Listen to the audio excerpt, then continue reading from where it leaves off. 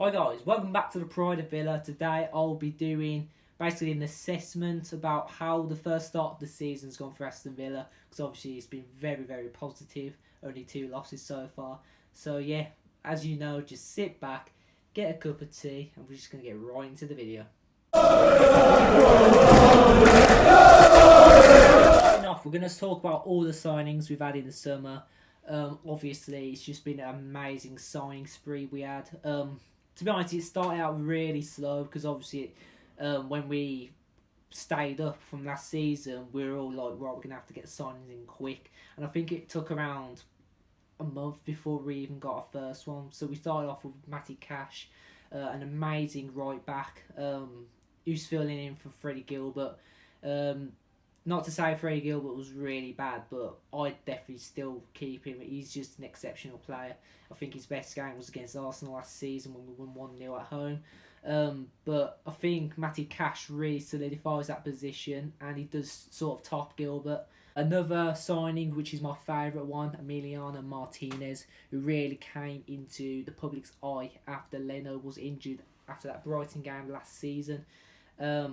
Definitely a good signing for Aston Villa. Probably one of our best that we've ever really had. If you look at the stats, we've always had this problem with goalkeepers. We've always had to get in goalkeepers every season, actually. And I think with Martinez, it's just not going to happen next season. We're not going to need any more goalkeepers. Obviously, we've got Heaton on the bench soon. On Martinez, he's been amazing. Obviously, he had the best debut so far. Starting off with saving that penalty against Sheffield United, just exceptional.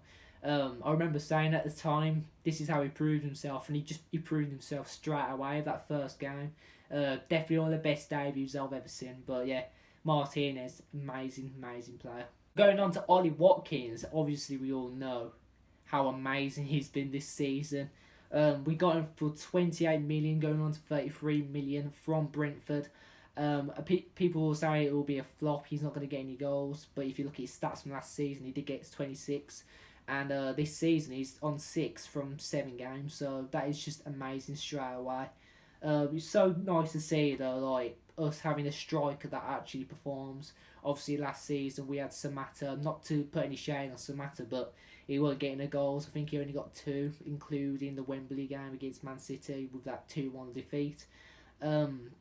But yeah, it's really nice to have him solidifying that striker position, actually getting the goals. Obviously, getting 2 against Arsenal.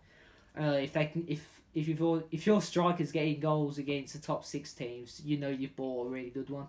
Obviously, soon we will have Wesley on the bench, so if he does get injured or anything, we have Wesley. People do throw a lot of shade on Wesley, obviously, because he only got a certain amount of goals, but they have to remember he didn't play a whole season, so you can't really limit him to them few games that he played.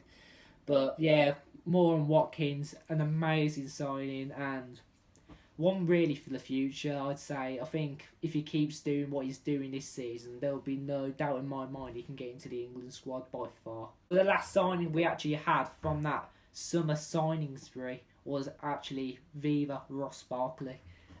What can I say about Ross Barkley? He started his debut against Liverpool in that 7-2 defeat.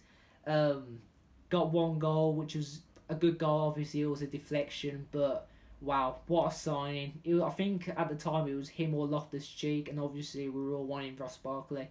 But I think logically we were all thinking we were going to get Loftus-Cheek because it was the more... It just felt like we couldn't really get Ross because he was too good for us. But wow, I still can't believe we've got him. He's a massive name. I like what he said in the interview. He wants to like show his worth so he can get into the Euros, and that's really good of him to say. So hopefully he can keep performing well, and one day we'll get into the England squad again. So now I'm going to get into some of the stats from this season so far. So obviously we're going to start off with 3 away wins, 3 clean sheets, and that is just amazing so far. I don't think we've actually done that in a long time in Villa's history. So that's one of the things Dean Smith keeps talking about. He wants to make history for the club, and he's just doing it, and it's just really amazing right now.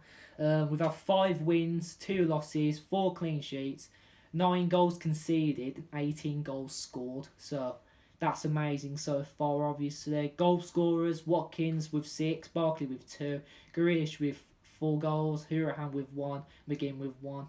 Headed goals 4, offsides 12, yellow cards 14, and 0 red cards.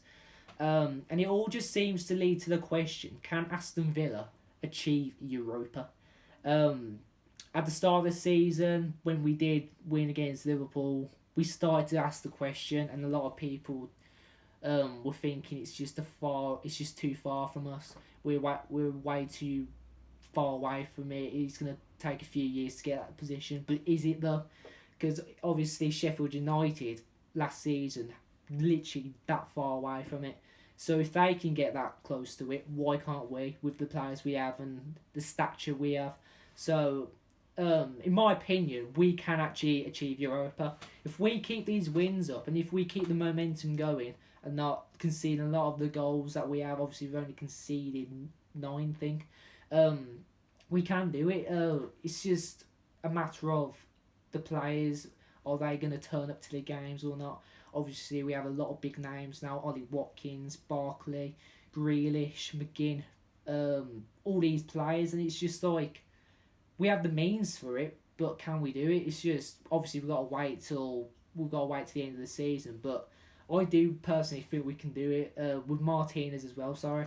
The transfer windows, obviously, we knew we had to get loads of good players in, and I feel like Dean just he got it out of the park. He just did what he had to do. Obviously, we had to get a new director in, Johan Lang, and I think he's one of the reasons for Martinez and Bertrand Traore. So yeah, it's really good to have all these people. And another fact: our captain Jack Grealish is a Villa fan, Dean Smith is a Villa fan, and Craig Shakespeare is a Villa fan. So we have all these things going for us. And obviously the question is, can we get Europa? I believe so. Is relegation still a thing for us? Absolutely not. Top half the table, very, very likely for us. I don't think if we don't achieve Europa, I don't think we're going to be bottom half. I do feel like we're going to end the season top half.